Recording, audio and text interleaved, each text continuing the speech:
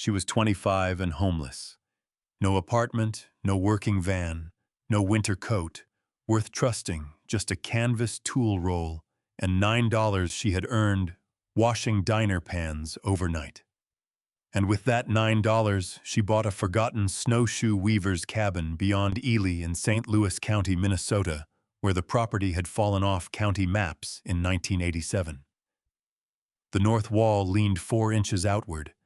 Half the cedar shingles had split beneath the snow. The county condemned it on October 14, 2023, with demolition planned for the spring thaw.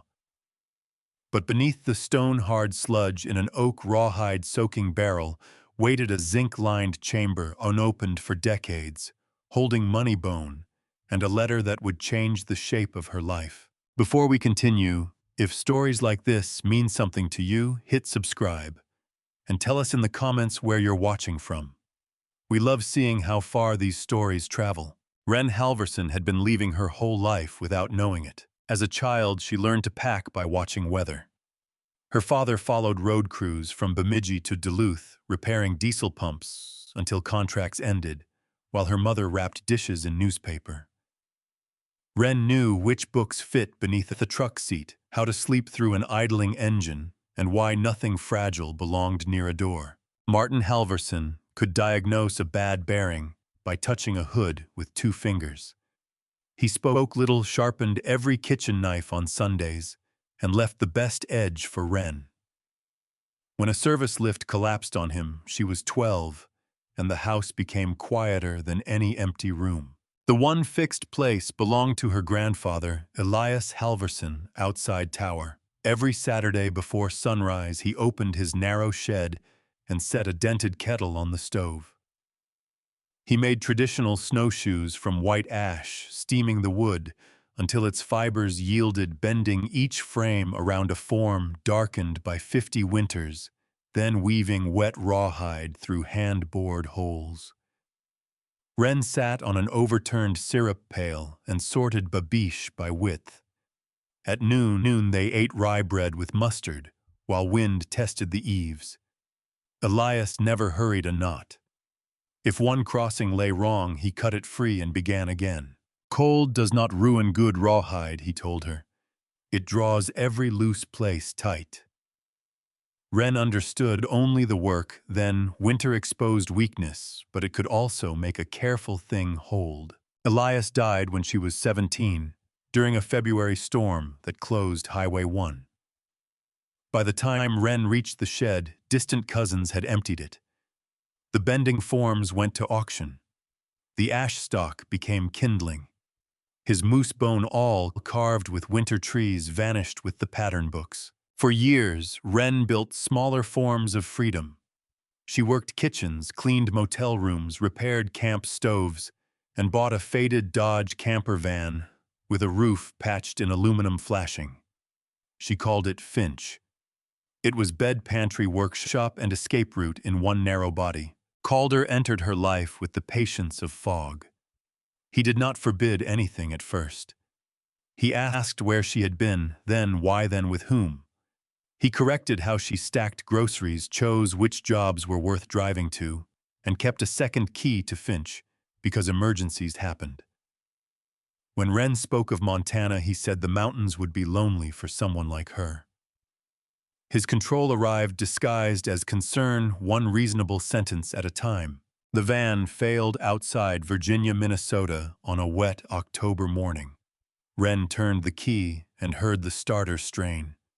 The oil pan plug lay in the gravel beneath the engine, cleanly removed.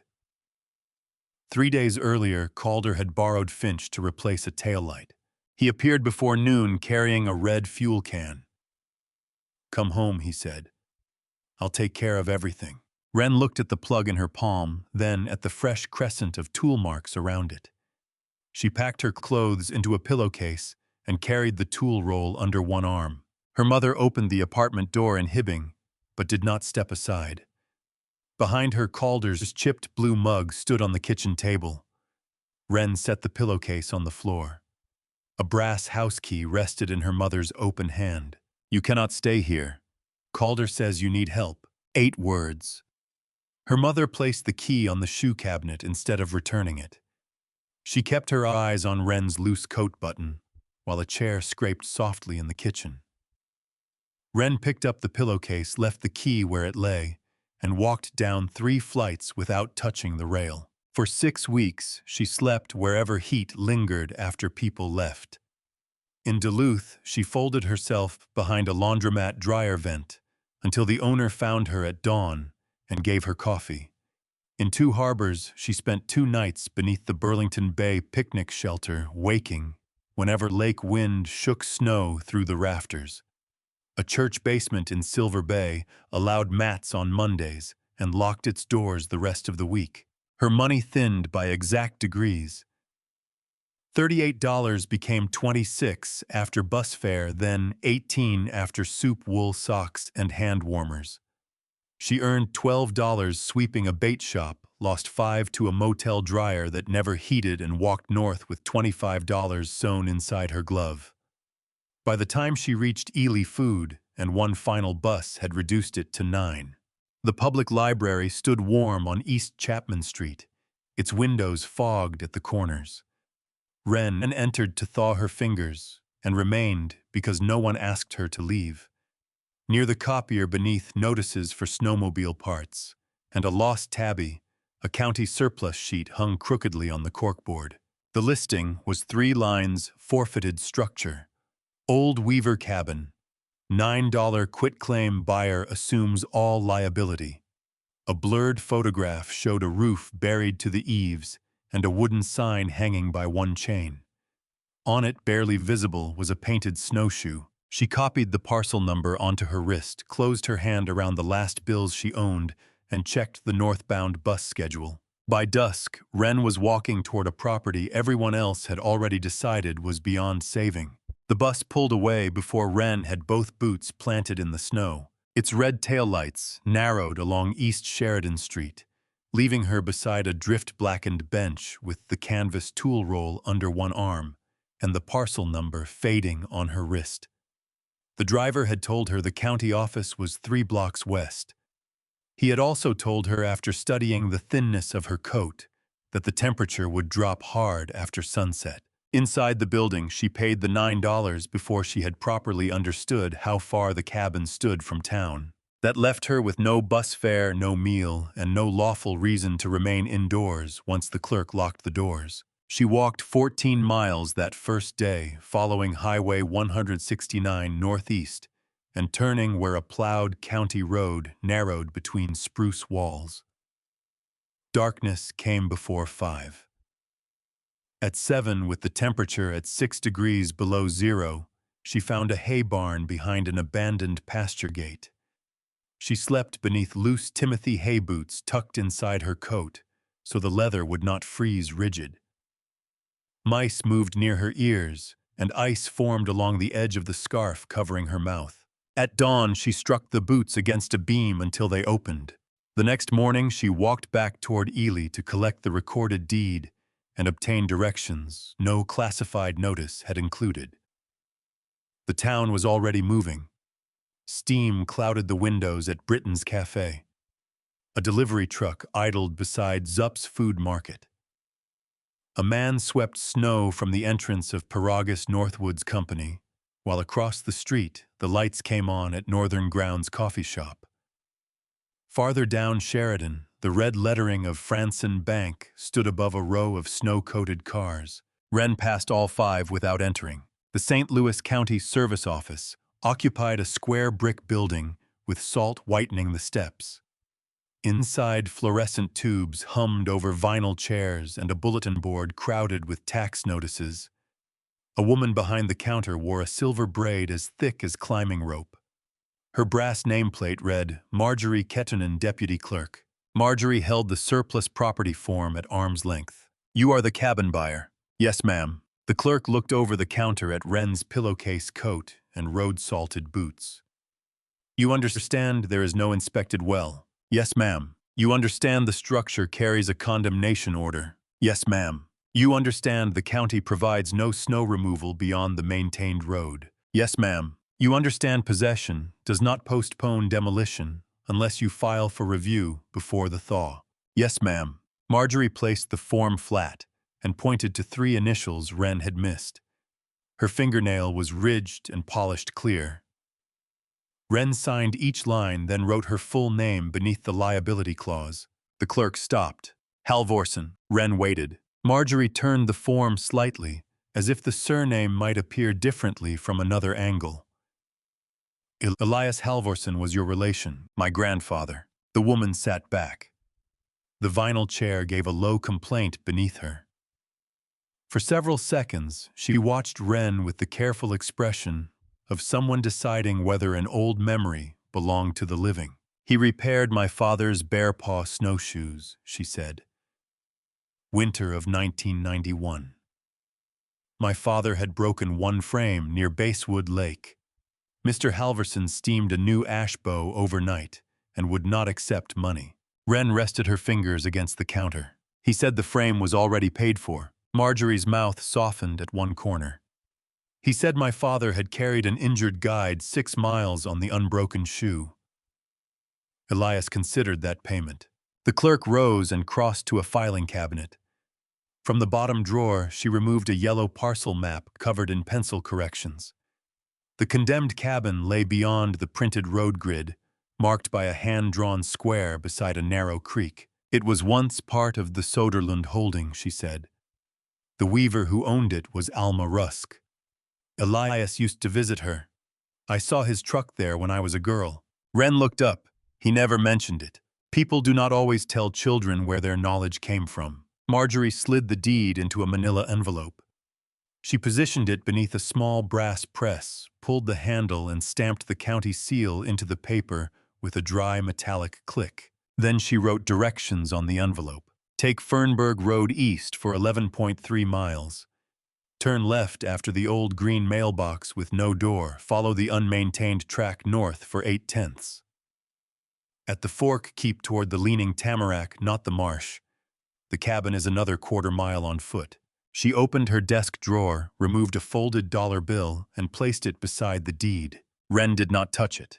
That is not county money, Marjorie said. I cannot take yours. You already did. I included it in the change.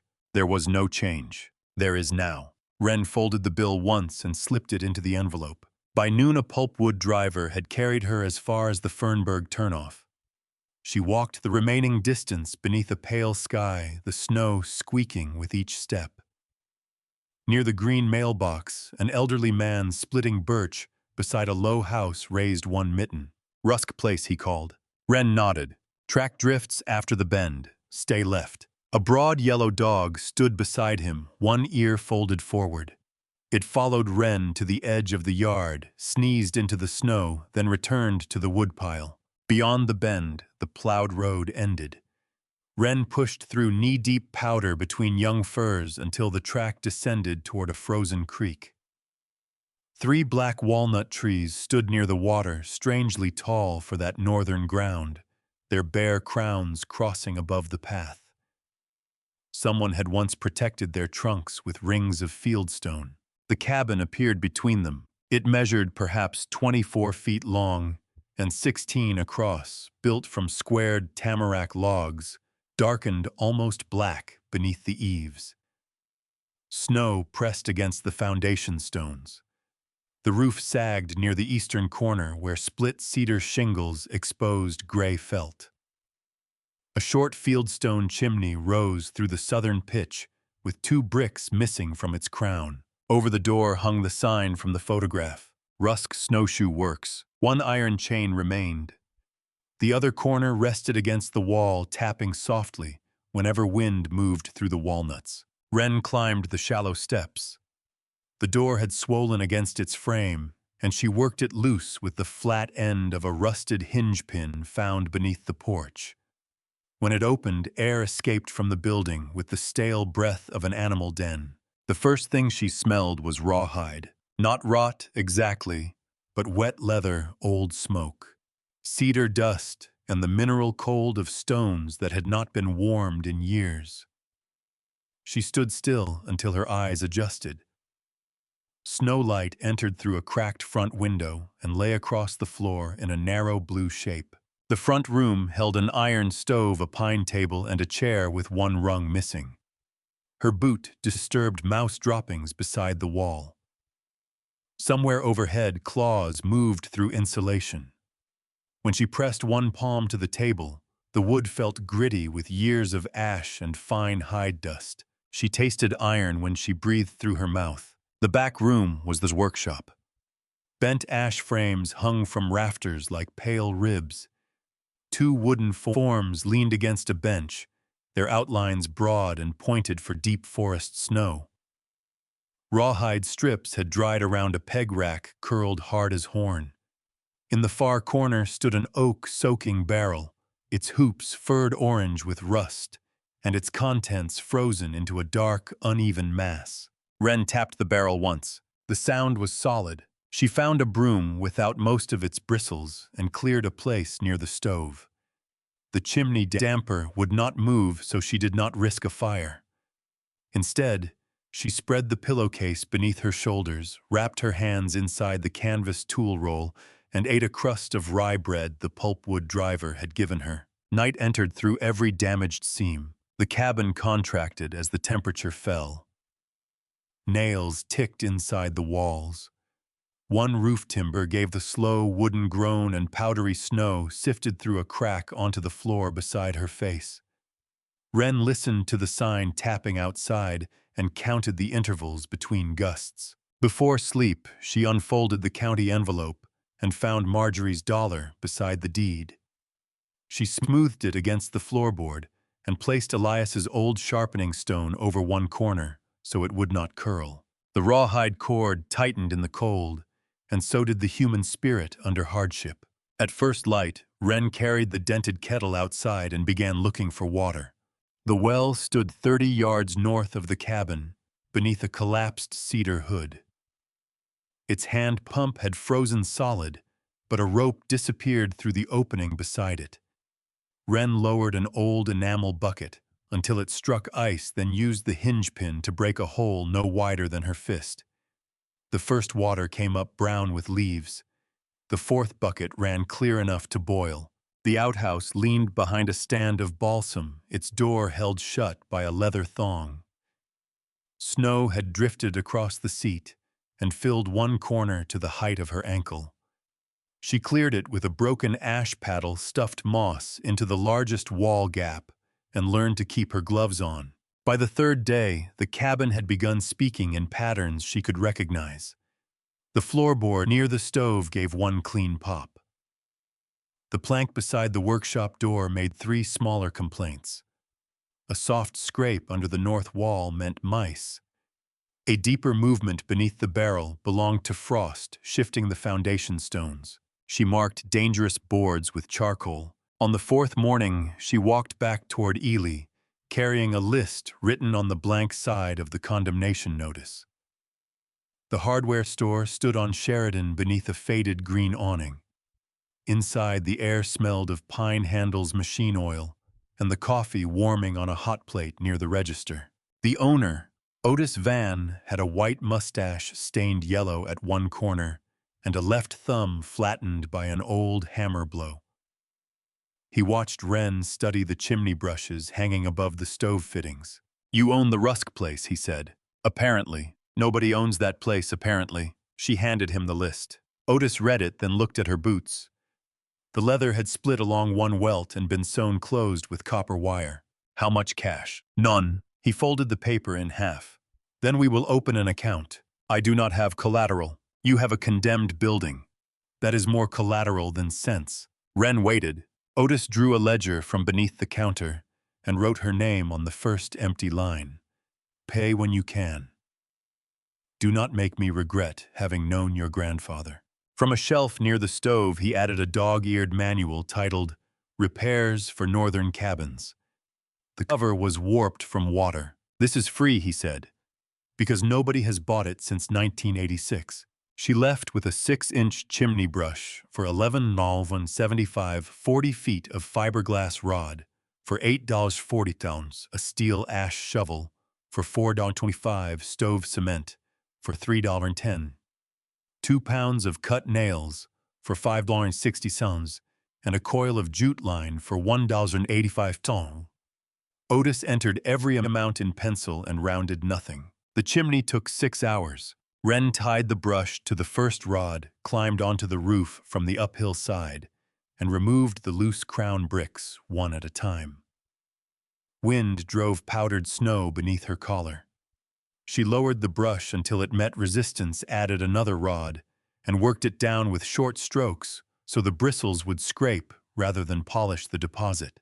The first clumps of creosote fell like black bark. She descended every 40 minutes to shovel the stove box, then climbed again. A glazed band halfway down the flue would not release, so she wrapped a strip of coarse burlap around the brush and worked it through until her shoulders shook. By late afternoon, the pile in the stove filled half the ash bucket and smelled sharp enough to sting her eyes. She held a candle beneath the open damper. The flame bent upward. Only then did she seal 2 cracked stove joints with cement.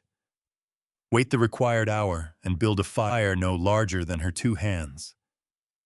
Dry spruce caught first. Then a split birch stick burned blue at the edge and settled into a clear orange flame. Smoke rose cleanly. Wren placed the kettle on the iron top and watched moisture gather around its blackened rim. She cooked oatmeal with half an apple Otis had pushed across the counter without mentioning it. The meal tasted faintly of smoke and iron. It was the first hot food she had eaten inside a place that belonged to her. Afterward, she carried the lamp into the workshop. The room held less than darkness had suggested, and more than abandonment should have preserved. 2 oval bending forms stood against the wall, one marked child and the other freight. A shaving horse faced a low window. Beneath it lay a draw knife with one antler handle missing. A rack held 7 ash bows, their ends tied so they would not spring apart. There was a wooden gauge for measuring babiche width, a rusted steaming box with a hinged lid, a bundle of copper tacks wrapped in newspaper, and a ledger swollen shut by damp. On the upper shelf rested 3 finished snowshoes, gray with dust, but still tightly woven. Wren lifted the smallest. Its rawhide webbing had contracted until every crossing felt firm beneath her thumb. The pattern was not Elias's. The toe mesh formed narrow diamonds, while the center used an offset hexagon that distributed weight toward the outer frame. She set it down carefully. The oak-soaking barrel stood beside the rear wall. Its upper staves had dried apart, but the lower third remained swollen around the frozen mass inside. Wren chipped at the surface with the ash shovel. What first appeared to be mud was a layered crust of hair, lime residue, old hide fibers, and black water hardened through many winters. She worked until the shovel struck wood. The sound was wrong. A barrel bottom should have answered with a broad, dull note. This gave a tight knock higher at the center than near the edges. Wren cleared another section and tapped again with the hinge pin. Around the outer 6 inches, the oak responded normally. Near the middle, it rang almost like a box. She tried to lift the barrel. Even with the frozen residue, it was too heavy for one person, yet it rocked toward the wall more easily than it should have. The weight sat low and centered. She pushed a scrapboard beneath one side, levered it upward, and found a circular cedar disc fitted inside the oak bottom. The disc had no handle. Wren cleaned its edge with the tip of the draw knife. A shallow notch appeared beneath the caked residue. She inserted the blade, twisted gently, and heard dry fibers release. The cedar rose less than an inch before catching. She stopped. The manual advised patience with swollen joinery, though not with secret compartments. She warmed a kettle, poured hot water around the disc's perimeter, and waited 10 minutes while steam lifted the smell of old animal hide into the room. On the second attempt, the cedar circle came free. Beneath it lay a zinc-lined cavity. The metal had darkened, but had not rusted. Inside were 4 oilcloth packages, a narrow bundle tied with sinew, and a square tin box. Wren carried each item to the table rather than opening them over the barrel. The sinew knot tightened when she pulled it.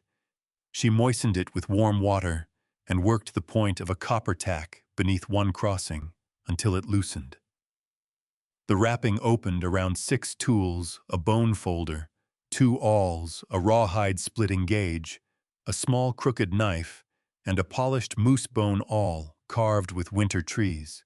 Wren did not pick it up immediately. She recognized the notch near its base where Elias had once dropped it on a stovestone.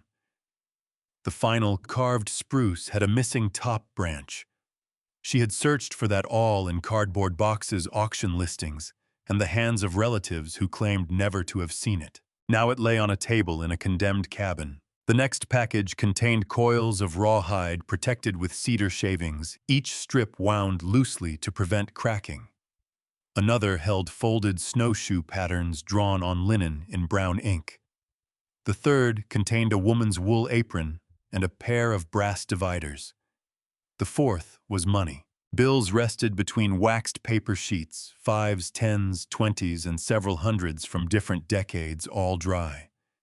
The tin box held coins wrapped in narrow paper rolls and a single medal pinned to faded blue cloth. Wren counted slowly. She made 1 column for currency and another for coins, checking each amount twice. There were Indian head cents, buffalo nickels, mercury dimes, and silver walking liberty half-dollars. Beneath them lay a purple heart, engraved E. Rusk, 1944. The bills totaled $29,800. The coins, according to the values, written in Alma Rusk's ledger sleeve, rather than any collector's price, added $1,600. Together the cash held exactly $31,400. Wren wrote the figure on the table with charcoal, stared at it, then rubbed it away with her sleeve. The letter remained in the bottom of the tin box. It was sealed in waxed linen and addressed in a hand she knew before she admitted knowing it. The tall H leaned forward. The lowercase r ended in a small upward hook. Elias had written grocery lists that way, and labels for ash stock, and her name on a birthday card she had carried until the paper separated at its fold. She did not open it. Wren returned the money to the oilcloth, placed the medal beside the carved awl, and set the unopened letter on top. Then she pulled on her coat and walked beyond the walnut trees. The creek had opened in one narrow place where current ran beneath the ice. Black water moved silently between white banks. She stood there until stars sharpened above the spruce and the cold reached through both soles of her boots. Behind her, the cabin chimney gave off one steady thread of smoke. The rawhide cord tightened in the cold, and so did the human spirit under hardship. Morning came pale through the cracked glass, and Wren knew the handwriting before she touched the envelope. Elias formed capital letters with a carpenter's economy, each stroke beginning where it needed to and ending without flourish. The address on the linen wrapping had faded at the edges, but the H in whoever matched the H he had once painted on the handle of her first pocket knife. She warmed her hands over the stove, lifted the moose bone awl from the table, and broke the old thread, holding the wrapping closed. Inside lay 3 folded pages. My dear one, whoever you are, if you are reading this, then either the county forgot this place long enough for you to find it, or someone finally understood that an old barrel can hold more than spoiled hide. My name is Alma Ingrid Rusk. Dr. Samuel Merritt at St. Mary's Hospital in Duluth told me in August of 1992 that the cancer had gone into my liver and that winter would likely outlast me. Doctors speak in seasons when they have no repairs left to offer. This shop began with my great-grandfather Anders Rusk, who came from Mora, Sweden in 1871 and settled near Tower. His daughter Linnea Rusk learned frame bending here in 1886. Linnea's son Peter carried the trade north to Ely in 1912. I was born in 1918 and inherited his forms, his temper, and his rule that no snowshoe leaves the bench with a careless knot. 4 generations worked this wood before the shop closed on October 3, 1961. My husband Everett was killed near Saint-Lô, France, in July of 1944. The Purple Heart in this box belongs to him. Our son had already died as an infant. After the telegram came, I remained here and worked because winter still arrived, whether grief had prepared a person or not. For more than 30 years, these rooms have known silence. I kept them shut after arthritis took the strength from my fingers. Elias Halvorsen came some weekends to oil the forms, turn the ash stock, and listen while I corrected his weaving. He had patience enough to become very good and humility enough to remain teachable. When relatives emptied his shed after his death, I recovered the tools he had once left here. I believed they should stay together until they reached hands that would use them honestly. The money is not a reward. It is stored labor. Use it to keep rain from the roof fire inside the chimney and hunger outside the door. Do not spend it to make the house look new. Newness is not the same as soundness. If you decide to learn the work, begin with straight-grained white ash. Steam a frame 1 hour for each inch of thickness, with the box held near 200 degrees Fahrenheit. Bend while the wood is hot enough to release a sweet smell, but before its surface dries. Let the frame remain on the form at least 7 days. For babich, soak clean rawhide in cool water for 12 hours. Cut the working strips no wider than 1/8 inch for toe webbing and 1/4 inch for the center. Keep the hide damp, not dripping. In the main mesh, leave 2 finger widths between crossings before tightening. The rawhide will shrink by nearly 1/10 as it dries, so a weave that appears slightly loose on the bench may become exact in January. Use the carved awl for guiding, never prying. Bone remembers a sideways strain and will break later, usually when you need it most. Inheritance is not a possession handed from one name to another. It is work left unfinished with the tools set down carefully. Whoever takes them up owes no worship to the dead, only attention. Behind the back door, follow the creek until you reach the 3 walnut trees. Beneath the western tree is a stone marker for Everett. Light the brass field lantern once if it still works. He disliked ceremonies, but he trusted a kept flame. The house is not empty. It has been waiting. You are welcome here. Alma Ingrid Rusk, November 11, 1922. Wren read the letter once without moving except to turn the pages. Then she read it again, slower, tracing the places where Alma's pen had pressed hard enough to leave grooves in the paper. When she finished, she folded each sheet along its original creases and returned them to the waxed linen. She did not smooth away the wrinkles. The back door opened against a bank of snow. Wren dug it clear with the ash shovel, then followed the creek downstream beyond the place where she had stood the previous night. The walnuts rose above the ice with black limbs and furrowed bark. At the western tree, a low granite marker rested beneath 6 inches of snow. Everett James Rusk, 1966-1944. He kept the northern trail. No cemetery fence surrounded it. There were only field stones, a small iron flag holder, and the roots of the walnut lifting the frozen earth. Wren brushed the snow from each carved letter with her mitten. Back in the workshop, she found the brass field lantern hanging behind a leather apron. Its glass was smoked but unbroken. She cleaned the burner with jute, trimmed the stiff wick, and filled the reservoir with kerosene purchased on Otis's account. The first match went out, the second caught. A narrow flame rose inside the globe and steadied when she lowered the chimney. Wren carried it to the marker before dusk and set it on the granite, shielding it with her body until the wind weakened. The light made no demand of the darkness.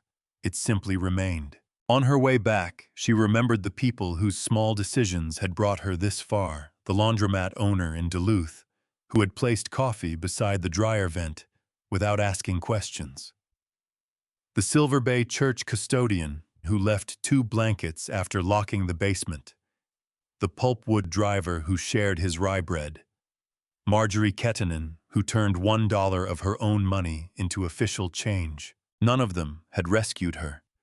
Each had made the next mile possible. Before this story moves on, think of one small kindness someone once gave you when they could easily have looked away. Perhaps it was a meal, a ride, a dry coat, or a chair in a warm room. Tell us about that person in the comments so their quiet act is remembered somewhere beyond the day it happened. That night, Wren placed Alma's letter, Everett's medal, and Elias's carved awl beside her folded coat.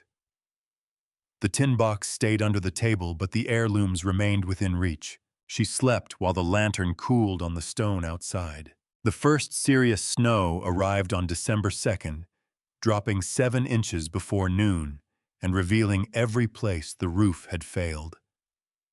White powder entered through the eastern pitch, sifted across the workbench, and settled inside one unfinished ash frame. Wren opened repairs for northern cabins to the roofing chapter and read it 3 times. The first reading told her what the words meant. The second showed her where mistakes would begin. On the third, she carried a pencil to the roof and measured. Each slope was 26 feet long and 11 feet from ridge to eave, allowing 10% for breakage and overlap.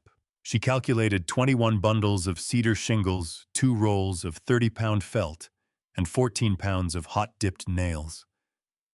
Otis checked the figures, crossed out 1 bundle, then put it back. "You will ruin at least that many." From beneath his counter, he brought out a roofing hatchet with a narrow blade and a square hammer face. The handle had been darkened by sweat. "My brother Lowell's," he said. "He fell from a ladder in 1998 and never climbed another roof. I cannot take that. You are borrowing it longer than most people live." On the second morning, an old man in wool trousers appeared beside the cabin, carrying a ladder over one shoulder. His name was Leif Sorensen, and the left side of his nose had been flattened by decades of winter wind. He had roofed houses from Ely to Babbitt before his knees forced him down. Wren offered payment from the cash. Leif looked toward the trees. "Money will not straighten your rafters." He refused every dollar. They stripped the eastern slope first, uncovering one rafter, split almost halfway through. Wren cut a sister rafter from sound. Tamarack coated the mating surface with construction adhesive and bolted it beside the damaged timber. Leif tested the repair by hanging his weight from it with both hands. "Now it belongs to the roof." They snapped a chalk line above the eave, laid felt upward in overlapping courses, and worked cedar from the bottom row toward the ridge. Leif taught her to hold each nail between thumb and forefinger, set it with 1 strike seat, it with the second, and finish with the third. "That nail's proud. Drive it flush." Wren struck again. "Pull it. Set a fresh one." For 11 days they climbed before daylight, and stopped when frost made the shingles brittle. Wren learned to kneel across 2 rafters, not 1, and to read cedar grain before driving steel through it. Leif spoke only when error approached. On December 14, they capped the ridge with hand-split boards and watched a light snow begin. Nothing entered the workshop. The flakes melted on the new shingles and ran toward the eaves instead of falling through. Leif touched 2 fingers to the brim of his cap and carried his ladder home. In January, the chimney began shedding itself onto the stove. The lower bricks remained sound, but those above the roofline had spalled under years of trapped moisture. Their faces broke away in red shells, and the mortar beneath them powdered between Wren's fingers. She dismantled the crown to the last firm course, numbering reusable bricks with chalk. Otis advised ordinary cement. The manual disagreed, warning that hard Portland mortar could trap movement and fracture old masonry. Wren chose 1 part hydraulic lime to 2 parts sharp sand, adding fire clay at a ratio of 1 part to 4 for the joints nearest the flue. For 3 weeks, daytime temperatures stayed in the 20s. She warmed each brick near the stove before carrying it outside, so frozen masonry would not rob moisture from the mortar too quickly. Every 15 minutes, her bare fingers went numb, forcing her down the ladder to hold them near the stove without touching the iron. Gloves protected the skin, but could not feel a joint beginning to sag. The first crown leaned east. She removed it before the mortar cured. The second, held though one corner rose 1/8 of an inch too high. She ground it level with the edge of a broken brick and rebuilt the cap with a slight slope to shed water. Around the flashing, she packed lime mortar into gaps no wider than a knife blade. On January 27th, Wren built a test fire from birch and dry spruce. She opened the damper halfway, then fully, the flame brightened. Outside smoke rose above the rebuilt crown in a narrow gray column and cleared the roof without curling beneath the eaves. The draft stayed clean. She sat on the hearth until the last brick released its stored cold. The floorboards were white pine fastened with hand-cut rose-head nails, whose dark squares remained visible beneath 80 years of grime. Wren could have replaced the worst planks, but most damage lay only at the surface. Otis rented her a random orbit sander for $14 per day. She drove every raised nail below the wood with a narrow punch, then made 3 sanding passes, 80 grit, to remove soot and old finish, 120, to soften the first cutting marks, and 220 to close the grain without polishing it slick. The machine filled the cabin with a steady mechanical roar. Dust entered her sleeves, settled behind her teeth, and turned the window light pale. She emptied the collection bag outdoors after each room, keeping the pine dust far from the stove. Under the blackened surface, the boards changed from dull brown to dark honey. After the first of heated linseed oil, the color deepened toward mahogany around the old nail heads. Wren wiped away every puddle with cotton cloth and spread the oily rags flat on frozen stones outside so they could not heat and ignite. She applied 3 coats each thinner than the last, then gave the floor 48 hours to cure. One morning she woke before dawn, with her arms too heavy to lift the sander. Instead of forcing them, she walked to the marsh. A great blue heron stood in a patch of black water opened by the creek, motionless, except for the wind moving the long feathers along its breast. It should have been farther south. Wren watched it for nearly an hour, waiting for it to step or rise. The bird did neither. She returned to the cabin after sunset and did no work that day. When she resumed, the final floor reflected the stove flame in soft, uneven bands. It did not look new. It looked cared for. 8 windows faced the woods and creek. 3 had no glass at all. 4 held cracked panes patched with cardboard or cloth. The last contained one small original pane, its surface, wavy and faintly green, dated in Alma's ledger to 1788 and reused from an earlier trading post. Wren removed that pane first. She laid it between folded blankets beneath the workbench, then numbered every sash and weight pocket before beginning repairs. Otis cut replacement glass 1/16 inch, smaller than each opening, allowing room for wood to move in deep cold. Wren softened. DAP 33 glazing putty in her palms, rolled it into narrow ropes, and pressed a bedding layer into each rabbet. She set the glass, gently added glazier's points every 8 inches, then drew the putty knife along the outer bead in one steady angle so rain would shed rather than collect. The first line came out ridged. She scraped it away and began again. Inside each jam, she replaced the broken cords with 1/4-inch cotton sash cord. She fed it over the pulley, tied a figure-8 knot through the counterweight, and tested the sash before closing the pocket. Too short, and the window would not rise. Too long, and the weight would strike the sill. The preserved pane returned to the eastern window. Its bubbles bent the walnut trunks outside, making them appear to move even when the air was still. On the final afternoon, Wren fitted the last sash into its channel and worked it upward with both hands. It rose without sticking and remained open at shoulder height. A chickadee landed on a walnut branch just beyond the glass. Its claws closed around the narrow twig. The bird turned its black-capped head toward her, gave one quiet call, and flew across the creek. Wren lowered the sash. The latch met cleanly. 2 winters later, on December 9, 2024, Wren lifted the first completed pair of snowshoes from Alma's bending form. The white ash frames had steamed for nearly 2 hours before she bent them one careful degree at a time beneath leather straps that creaked as the wood cooled. She had discarded 3 practice toe sections and cut apart an entire center web whose crossings pulled unevenly. On the final pair, the babeach formed narrow diamonds near the tips and firm offset hexagons beneath the foot.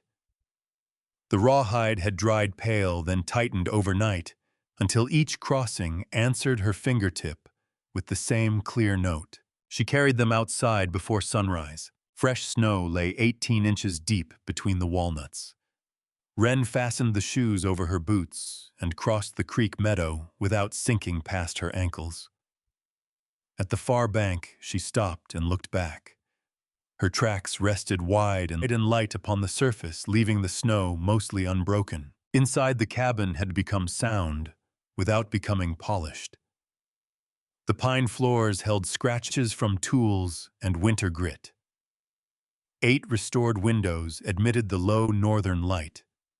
The iron stove warmed the front room, while ash frames, gauges, and coils of rawhide occupied the workshop in deliberate order. Alma's letter rested in a shallow walnut box beside Elias's carved awl. The brass key still waited on the mantel. Wren learned what had opened during a January thaw, when meltwater exposed an iron plate set into the western walnut tree.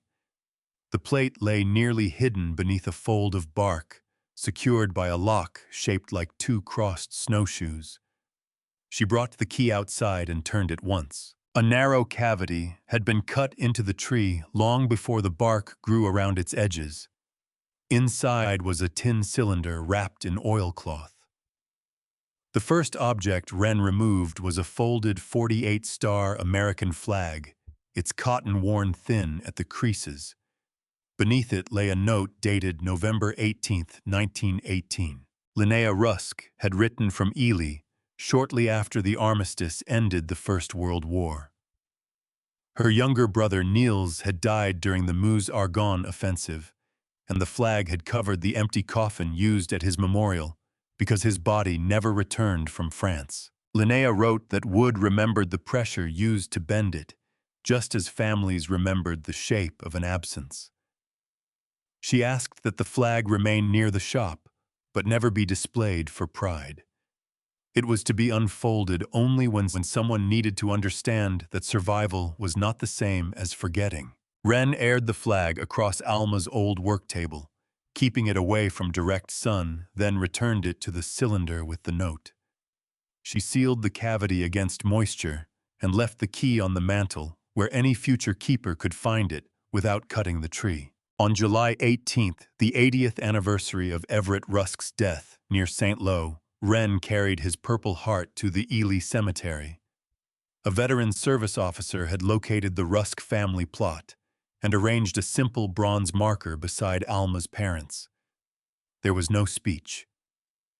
Wren pressed the metal box into the earth for one quiet moment, then placed it in the County Historical Archive under the Rusk family name, with instructions that it remain available to descendants and researchers. Of the cash, she spent 4 coins. 1 silver half-dollar bought the first bundle of clear ash from a retired canoe builder who insisted the old coin was worth exactly 50 cents between craftspeople.